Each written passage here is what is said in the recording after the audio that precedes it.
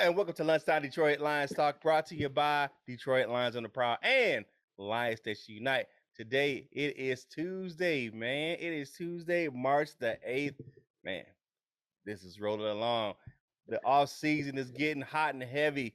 We're going to continue our draft coverage right here on the show. We're going to continue to go over some of these draft prospects today. We're going to look at some of the top draft prospect at defensive end that we haven't covered already post combine. Look at their numbers and see what they're going to do if the Lions do not decide to pick Hutchinson or Thibodeaux at number 2 and go to different direction, maybe trade back. So these are some of the options they have at defensive end in the upcoming draft. But before we get into all that content, man, I got to bring in the dude, my boy. The ladies love him. LL Cool 20. What's up, my guy? What's up, Proud Nation, and good morning. Hey, let's get this thing started right now. Let go. It's Detroit Lions Talk, baby.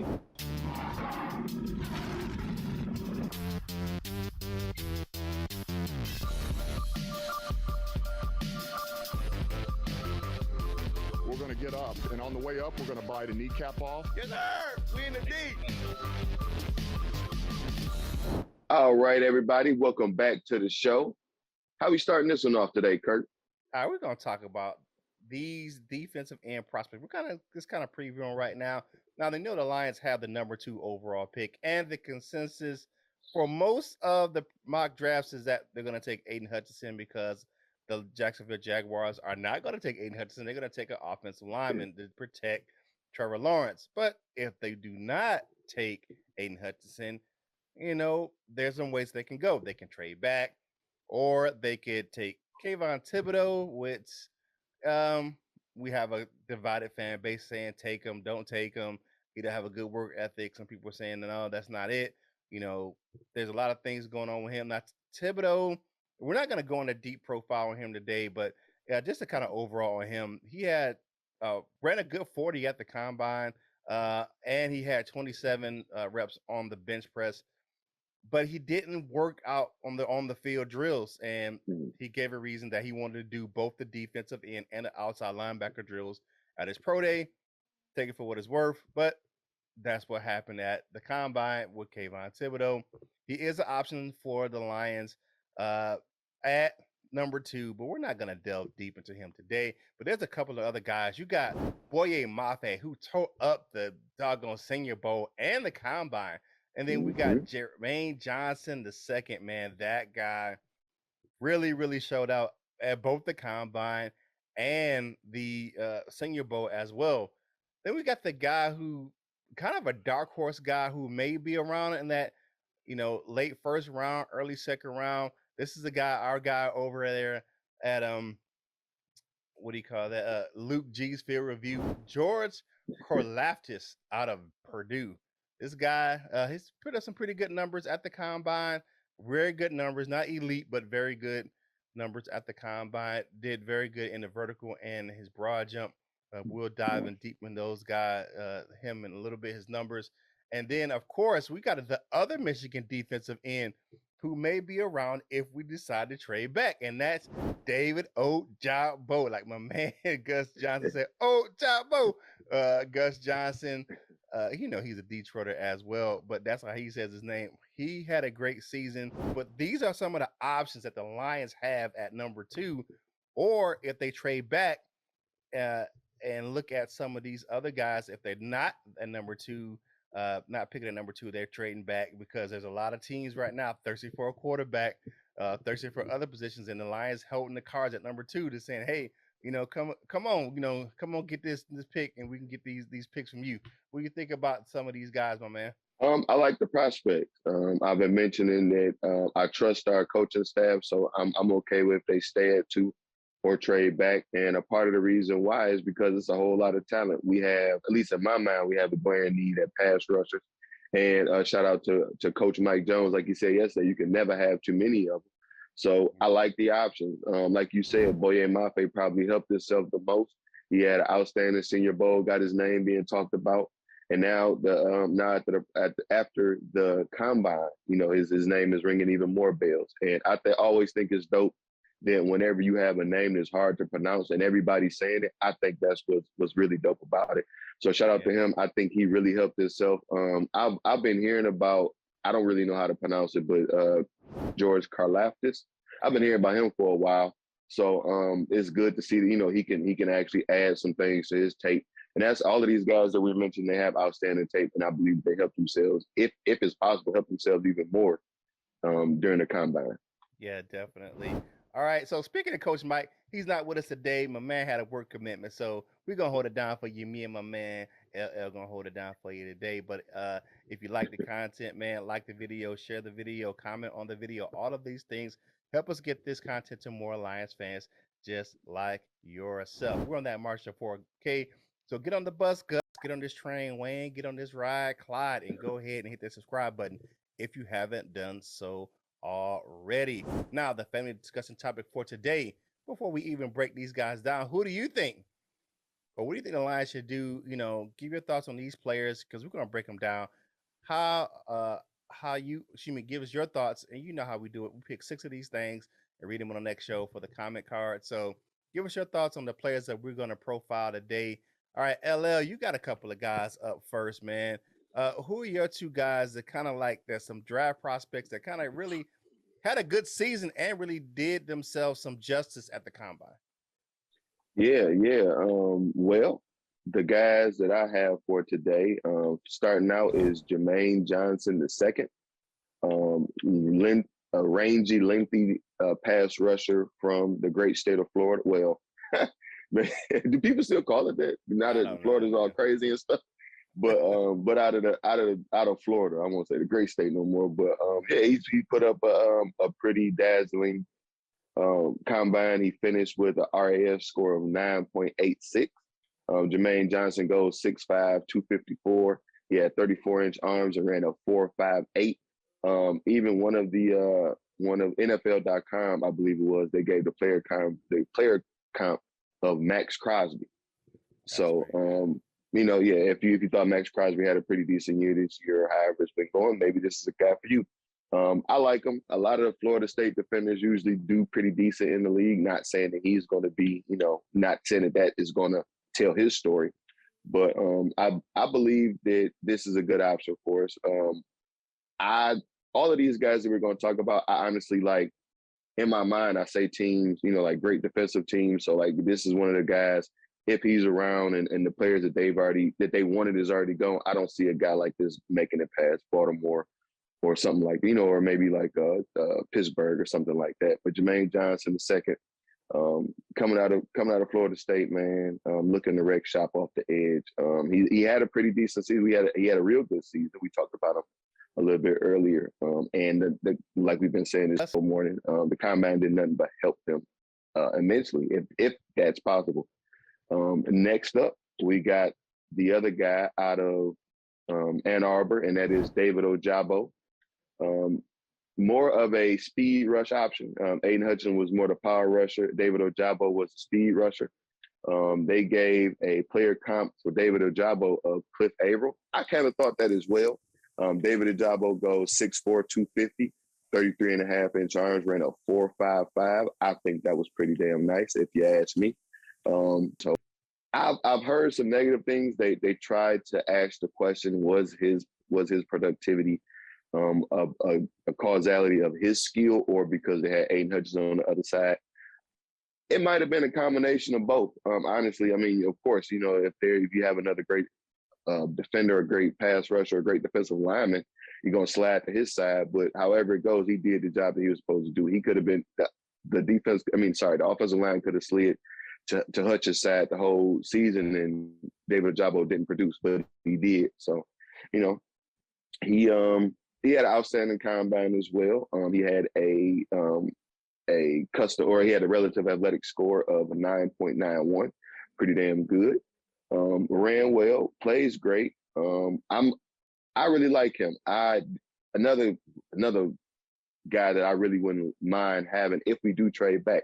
I think there's a whole bunch of options, man. And David Ojabo is one of the better ones. Out of these two, well, I say that for whenever we get there, whichever one of these that I prefer. But both of these guys are pretty darn nice. What do you think, Curt? All right, so I definitely, I'm gonna have some bias to the Maize and Blue with David Ojabo, but Jermaine Johnson's name that's been jumping off on many draft boards, especially with Hmm. his production down there at the Senior Bowl. You just look at this young fella. He actually worked out at outside linebacker, which he's an edge rusher. If you look at the comps, where if you look at David Ojabo's numbers, where his weight is concerned, it's a little bit lower on his RAS score just because of the fact that they want the defensive ends or the edge rushers to be a little heavier, and that's dead that did do Jermaine Johnson the second some solid where he worked out at outside linebacker. But both of these guys are capable pass rushers. You want to get them out there. If you look at how the league is going, you want guys who are versatile, who can play outside linebacker, who can play edge. If you look at what we have on the roster already, if you look at it at the younger Okwara brother, he's a smaller guy. And he can play both an outside linebacker and an edge rusher, with his brother, definitely with Romeo Carr and upcoming free agent Charles Harris. So he will fit in the system very well. Both these guys are very athletic, very fast off the edge, and they will create problems. And going to a more of a four wide set, they would definitely help the defense on the this year coming up with the season. So either of these guys, if we don't take one of the bigger names, Thibodeaux or Hutchinson, with the number 2 pick, they are capable guys to come in and I help got to fill I that have a question. defensive line. What's up? So I keep hearing people say that. Well, I've heard you say it, and I heard Coach Mike say that. Are they planning to switch to a 4-3? This, according to Dan Campbell, they're going to be using more uh, for defensive linemen in the upcoming season. That's Okay, that so that doesn't that necessarily. that doesn't I say get they're it. going to switch, but it's probably going to be like a hybrid where they're going to bring in players. Probably more situational. I know when Aaron Glenn said he came in, what the defense is going to be, it's going to be to what the strengths of the defense are. And Hmm. if you look at our defense, we had personnel to play a 4-3.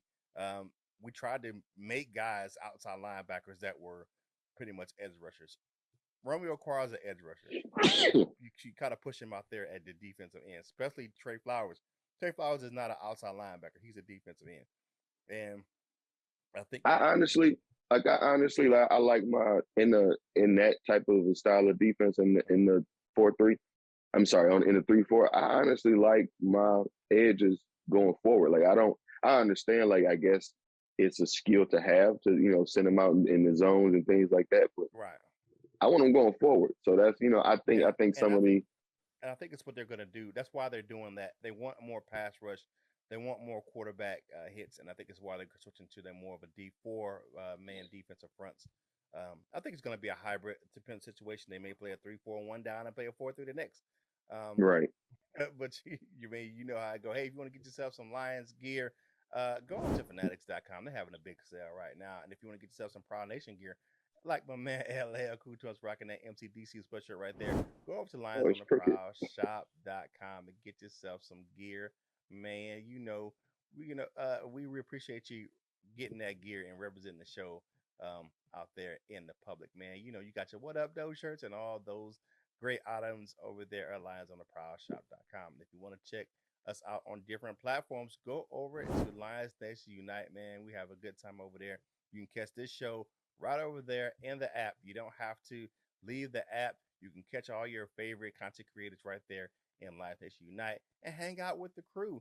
You got so many Lions fans over there, the super fans, so many people over there to hang out with and just create more of a bond with more Lions fans. You never know where you're going to get them from in the U.S., in the overseas. They're all right there in the app. You can go and hang out with that family over there at Lions Nation Unite. All right. So, my guys, I got to look at is one guy whose name is just ridiculously driving up draft boards. Boye Mafe, man. Now he didn't measure great as a defensive end, only 6'3" and 261 pounds for the edge rusher. But you gotta look at his workout at the combine, man, ridiculous. He had a 38-inch vertical leap and a 10.5-inch, 10-foot 5-inch broad jump, man. That's ridiculous, man. Elite speed. Dude ran a 5'3" at 600. Excuse me, at 261 pounds. 600 pounds. Ooh, excuse me, got tongue tied there. So he ran a 4.53 at 261 pounds. I mean, that's flying. At 261 to run at 4.53, that dude's moving. You're talking about 4.53. That's safety, maybe linebacker type of speed. Yeah. And he's coming off the edge at that 4.5 speed range. Man, that guy can get up the field. You look at his 40 split, and this is where you look at it where his split is actually a 1.6 seconds is a 10-yard split. That means that's how fast he's getting off the ball to get toward the quarterback, man. And that's pretty quick to get up the field 10 yards in a little under 2 seconds. That's pretty fast. If you look at the speed of the game, that's what you want from your edge rushers guys that can get up the field in a very, very quick manner, and that's what you want from the edge. And he definitely set the bar high. He ranked elite in his composite speed grade, so there is no doubt that Boye Mafe, he really, really upped his draft prospect at the 2020 NFL Combine. Now the other guy is a guy whose name has really kind of quiet, but if you look at Big Ten football, it is not. This is defensive end George Karlaftis. Man, I don't know, man. You know how we do it here. We turn names up here on the show. But he's a defensive end out of Purdue. And shout out to Luke G. That's my guy. He's been singing this guy's praises for a long time. Long arms. You got a guy that has a 10.5 hand, 10 and a quarter inch hand span. I mean, he put them paws on you, man. You gonna know it. Definitely what to do. He's 6'3", 266 pounds. But he did not do very well on the bench press for his size. Only 21 reps, bro. Got to get your weight up, player. Do that thing in this league. So, we'll get him in the weight room. And if you look at him, had an elite with the vertical 38 inches. He had a 10.1 inch, 10 foot 1 inch broad jump. 40 times wasn't great. He ran a 4.79, which is pretty good though, still for his size. His split on the 40 with a 10-yard split was a 1.66, a little bit behind for his size. We wanted that guy around that 1.6, 1.5 range in that 10-yard split. Did pretty good on the shuttle drill, but if you look at him, he ranked good in composite speed grade and composite size grade. He ranked good. He was an 8.51 overall on his RAS score, which is the relative athletic score. Shout out to Math Bomb, man. He's a friend of the show. Does his great draft grades on combine scores for these guys. Karlaftis had a pretty good season. One of those guys, he was consistent his whole college career, and he is definitely a prospect that we can look at if we trade back or if we take Kyle Hamilton or another defensive player, the number 2 pick. But there's so many guys out there. We wanted to bring you some more guys that maybe sliding down the draft board a little bit, just because of the fact if you look at Trayvon Walker, who we talked about yesterday, or these other, Thibodeaux and these guys going to have their pro days, you're going to have a lot of guys. This is a defensive heavy draft. So even if we maybe have a guy that one of these guys may be dropping down to the second round, because there may be a run on a different type of players. There may be a run on wide receivers if you look how they did, or a run on defensive backs because they really ran out the gym. Both of those groups were the fastest groups of defensive backs and wide receivers we ever seen at an NFL Combine. And it's just one of those things where you may have a run on wide receivers, on a run on defensive backs, and some of these defensive edge rushers, because the class is so deep, they may drop down in the late first round or beginning of the second round. So, might go on to run a run of these guys too. It's enough of maybe a run on, and you got a deep draft class, so you maybe get some guys that are gonna fall through the cracks. But we wanted to bring you some of these guys to see what is out there, what options we have for Detroit if they don't go in a direction we think they're gonna go.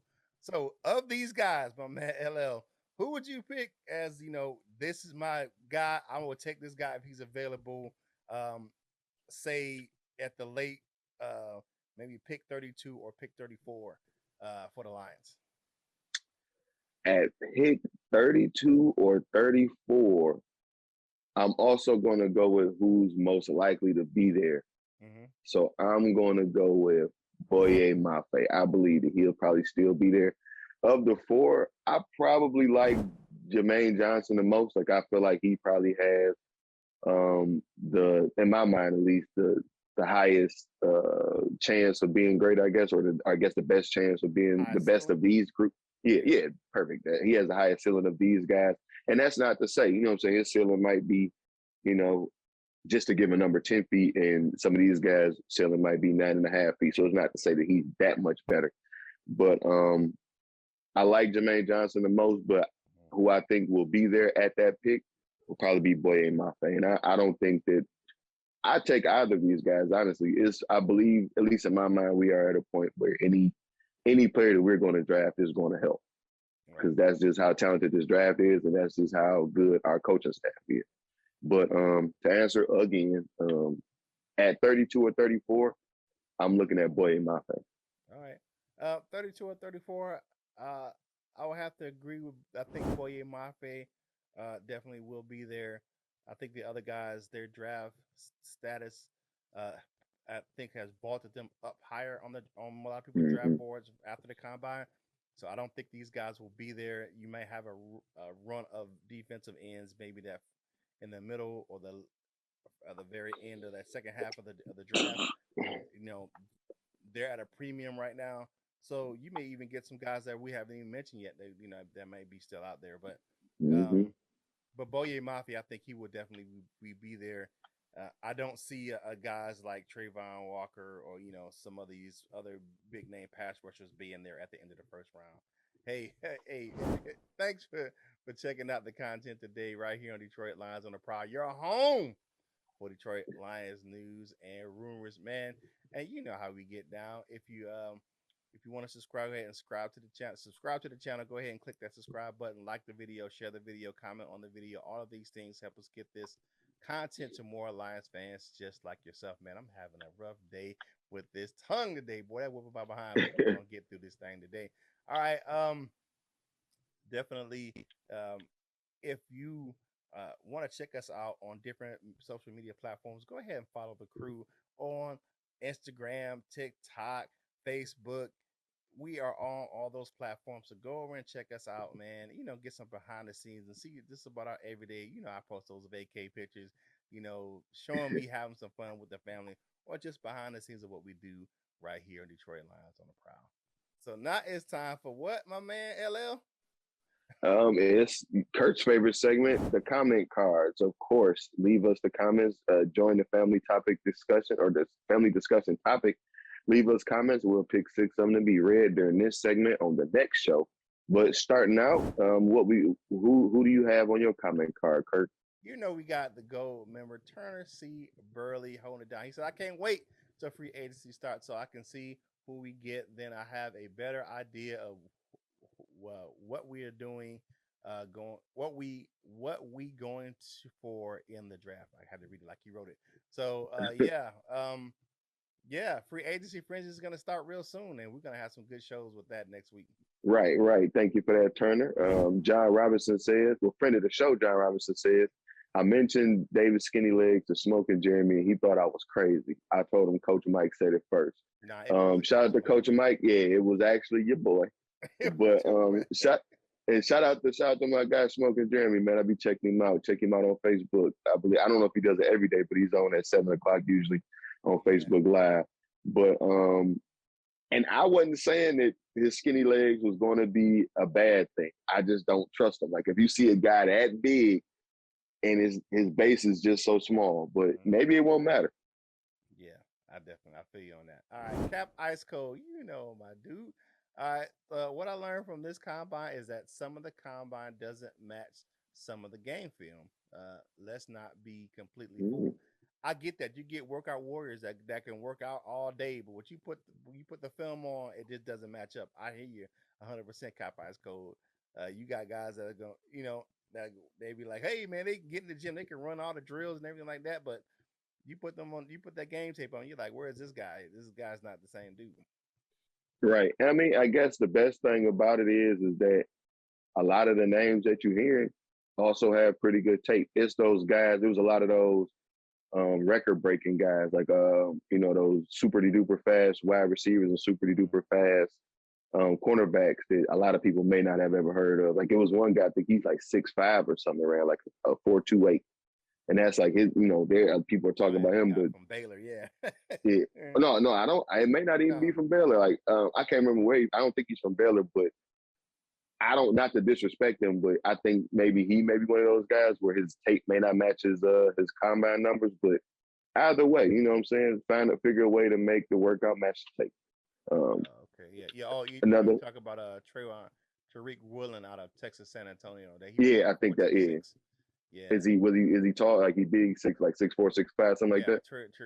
Yeah, he's at the tall dude. Yeah, he let me see, pulling him up now. He runs. Yeah, he's 6'4", 205. Yeah. Woolen. He ran that. I feel you on that one. All right. Yeah, so, but friend of the show, Big West Kevin says we will draft 2 wide receivers and maybe sign a cheap free agent wide receiver at a bargain price. We will spend our free agent dollars on safety and linebacker and depth players. Thank you for that, Big West. I'm not so sure I agree though. Yeah. I definitely don't want 2 wide receivers in this draft. There's way too many good defenders in this draft. You look at what the rumors coming out of Indy was that we're going to be big players in the wide receiver market. I don't know how accurate that is, but Why? For your friend to throw to or miss while they wide open running in the middle of the field? I don't know if that's the case. That's my question. I'm not trusting that rumor. I'm not saying that we're going to be a big. Now, the end of the season, he wasn't missing. He had better numbers at the end of the season. We know JG has some issues at the beginning of the year. I'm not saying I'm a Jared Goff sympathizer. I'm just saying he had better numbers at the end of the year than he had at the beginning. Now, he did, but I don't want to. We don't need to get him 2 wide receivers. Well, 3. You're gonna draft 2 and sign 1. Nah, man. And now what Big West is Kevin is saying that this is what our wide receiver coach Antoine Randall L said he wanted the Lions to draft 2 wide receivers and sign 1 in free agency. This is what he said. This was much respect to Antoine Randall L, but take a nap. We don't need that. All right, the Tornado, hey, blowing through the building. You know who it is on that Wall of Fame. He said, glad you're back. Greetings from Utah. Thank you, Tornado. We appreciate that right here on the show. Word, thanks, Tornado. Another friend of the show, John Robinson said, David Lloyd ran slower than I thought he would. He ran slower than a lot of people thought he would. I like it, though. I like it, though. Maybe he'll slide. Maybe we can. I think there are players that the Lions are targeting to maybe trade up in the first round because I think we got enough capital to make, not to trade from 32 in the top 10. Mm-hmm. But we do got that too. But to make a significant move, I think David Lloyd is one of the players they may target. Okay, I feel you on that one. Yeah. You know how we do it, man. We pick 6 of these things from each show, man, and we appreciate you guys commenting and giving us your comment cards right here on Detroit Lions on the Prowl. Yep. So going from that segment of the comment cards, Curt's favorite segment, to everybody's favorite segment, which is Curt's segment, and that is the dessert with our man Curt. What you got for us today? Dessert with your man Curt is brought to you by Delightful Bites, custom cookies and desserts for any occasion. If you like how they look, you'll love how they taste. Go over to Delightful Bites over there on Facebook, or if you want to email directly because you don't do the Facebook thing, it's delightfulbites18@gmail.com. Delightful Bites, get your cookie on. Now, it is, man, we had to talk about this today. What in the hell? Boy, you must be crazy ass moment of the day. Atlanta Falcons wide receiver, and a lot of people wanted him to be a free agent target of Detroit. Calvin Ridley got suspended for at least 1 year, which is next season, for betting on NFL games last year, too, including games that were played by the Atlanta Falcons. Now, there was an investigation done. There was no other players that was involved in this. It was something he did from his mobile device. He was not playing in the games, but he bet $1,500. He was not playing in the games. Remember, he was out most of the season last year. He bet $1,500 on games. Some that included the Atlanta Falcons. He had some parlay bets out there.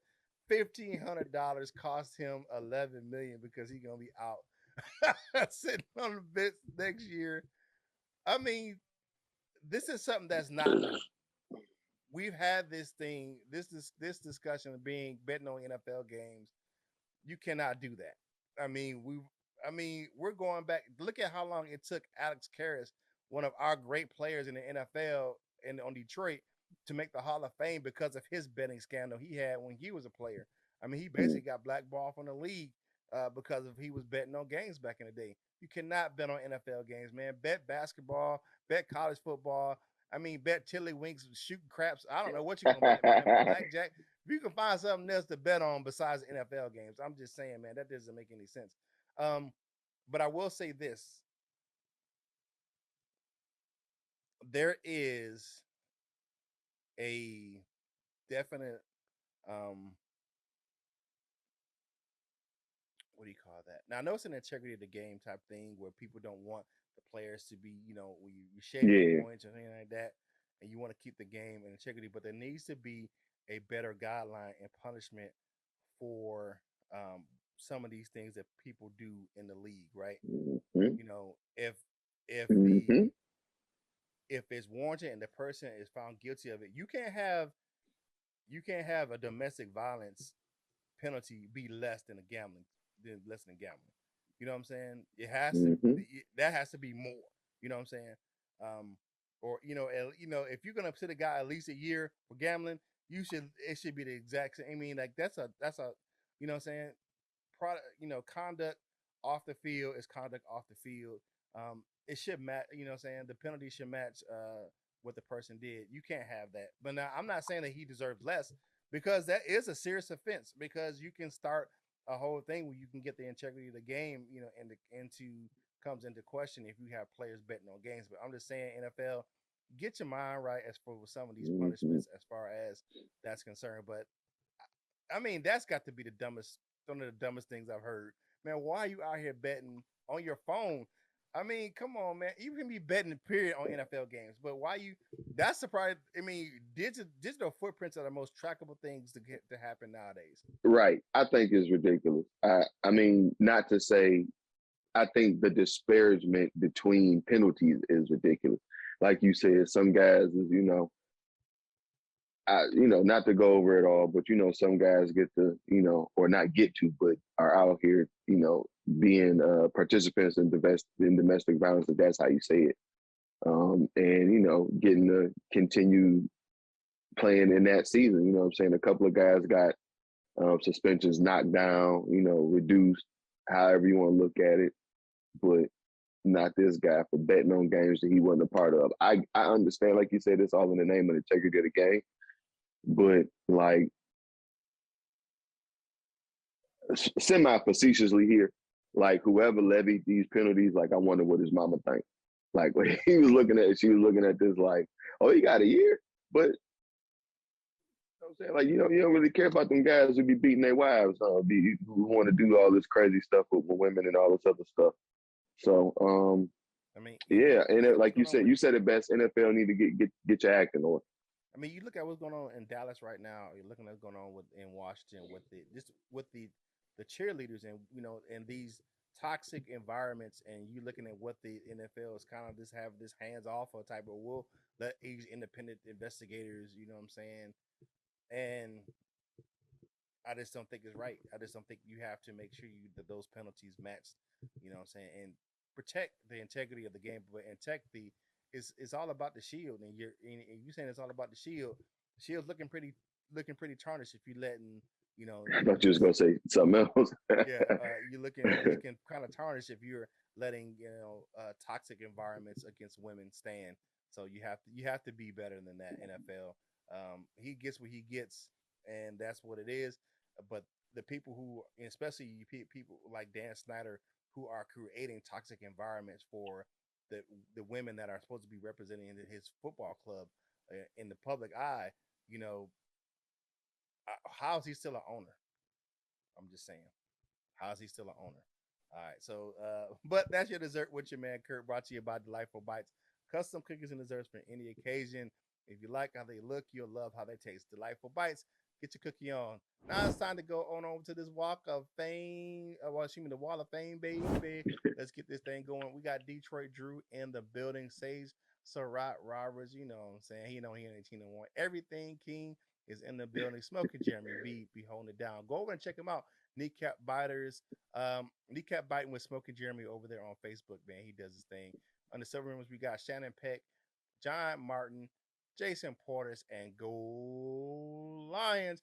And in the in the gold members, we got Michael Lewis, the Tornado. You know, I'm leaving that comment. Michael Huck, just in the D, Miles Gibbs, Lionor the Hopeful, and the Doctor. Dr. Detroit. He is always in. To become a member of the Wall of Fame, click that Join Now button in the description. Now it's time for final thoughts. What you got for today, my man LL? Final thoughts. Again, NFL, get that stuff figured out. Get your house in order. I really wanted you to say the Shield looking shitty. I would have laughed. Like that would have been real funny. But shout out to everybody who participated in the combine. May your dreams come true. Get drafted, make it to the league. Whether it be this league, the USFL, the XFL, because XFL is actually going to be, I guess, legitimized. They have a partnership with the NFL going on. So, find a way to make your dreams work. This is the way to do it. Congrats to all of those guys who will be able to do it. If you are one of the guys who are not as fortunate that can, play in one of these leagues, don't let that be the end of it. Find something else you're good at or try it again. Don't give it up so soon. And always, like I always say, be kind, have a great day, eat some great food today. Usually in these areas, Dollar Coney's on Tuesdays or Wednesdays. Get you some. All right, definitely. Oh, hey. Taco Tuesday. Forgot about that. How the hell I forget? Taco Tuesday. All right, man. For me, final thoughts for today's show. We have a lot of interesting.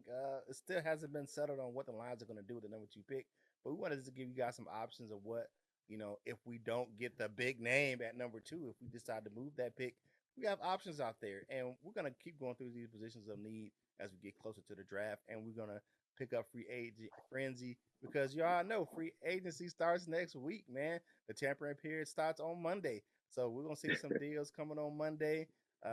They call it a legal tampering period where you can actually agree to deals. So that starts on Monday, and the league year starts on Wednesday, man. So hey, a week from tomorrow, the league year starts, and it's all the same. As one thing stops, it keeps going. You know what I'm saying? If 1 year stops and the new league year starts, and before you know it, the draft will be here. We'll be in training camp. We'll be OTAs. And the next thing you know, the season gonna start, man. So it's right around the corner. So stay tuned right here, and we bring you more Detroit Lions news right here on Detroit Lions on the Prowl. It is Tuesday, man. The grind get a little heavier today, but it is 2-piece Tuesday down here in the South, man. So get yourself a 2-piece at Popeyes today for $1.79. Depends on where you at, but that's what we got down here in the South. But hey, whatever you do, man, you know what you guys do, man, for your boy, man. It's Tuesday, so finish them crumbs, off your face, man. Go ahead, finish your drink, and get back to work, baby. And whatever you're doing in life, you got to boss up, ball out, and be the best version of you that you can be. For my man, LL Cool Torrance, this is Curt Steele, and I will holler at you real soon. We love you, Jim.